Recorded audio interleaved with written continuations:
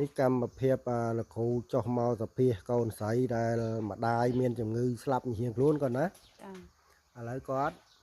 បានជានៅ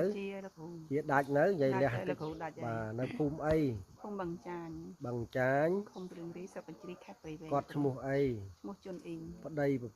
គាត់ឈ្មោះអុកអូននឹងពិតប្រកបណាបានណាជាពិតប្រកបណាលែងវែងលែងអីភ័យអារម្មណ៍ណាបានណាលែងភ័យលែងអី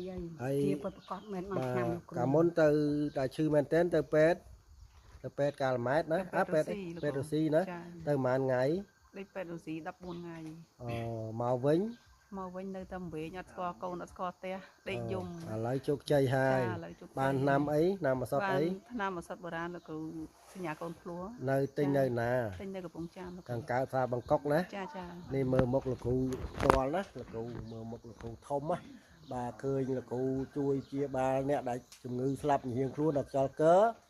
បាទកុំភ្លេចលេខទូរស័ព្ទរបស់លោកគ្រូ097 29 29 229និង097ណាទូរស័ព្ទហ្នឹងណាទៅមកទូរស័ព្ទអីណាអញ្ចឹងឥឡូវមកជាហើយជាដាច់ហ្នឹងមកណាចាជាដាច់ហើយលែងវិញណាមើលខ្ញុំដាក់កាមេរ៉ាទីមើលដាក់លោកគ្រូខ្ញុំអញ្ចឹងទៅស្អាតហើយមកកាលមុនវាមាត់ដែរចាឥឡូវខ្ញុំបានជាសះស្បើយហើយលោកគ្រូខ្យល់កើដែរមកណាចាកាលមុនដើររួចទេកាលមុនខ្ញុំដាក់រួចទេវាជើងទៀតខ្ញោជើងហ្នឹងខ្ញោជើងហើយវាមាត់ដៃមកចំហៀងវាភ្នែកមាត់វាភ្នែកឥឡូវជាដាច់ហើយមើលរំមកគេមើលតិចមើលខ្ញុំចេះផងមើលអាលាស់គាត់អាលាស់ទេអាលាស់ទាំងអស់មើលអាលាស់ទាំងដៃអាលាស់ទាំងជើងណែបាទទាំងអស់ហើយដើរបានកាលមុនឮថាអត់ហ៊ានទៅវាលហ៎ចាមកអត់ហ៊ានទៅវាលទេណាឥឡូវមើលចៅបានណាធ្វើការនៅក្នុងផ្ទះបាននៅមើលចៅធ្វើស្រែតែឯងធ្វើស្រូវបានទៀតណាធ្វើស្រូវបានបាទដឹងជា100%ណាជា100%ច្បាស់លាស់ហើយណាណាបានណាចាបាទហើយឈ្មោះ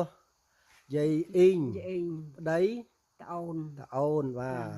ហើយមកខ្ញុំឈ្មោះអេយាយអេប្តី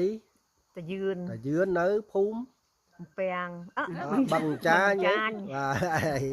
បាទចាញ់លោកគ្រូមកដល់ថាបឹងចាញបាទយើងអាខានសភាហ្នឹងចូលចិត្ត10ឆ្នាំជាងណាកណាចាឥឡូវលោកគ្រូចង់ដឹងថាដែលអ្នកស្លាប់ហៀងខ្លួនហ្នឹងតើជាពិតប្រកបទេអត់ឥឡូវជា100%នៅ100%លោក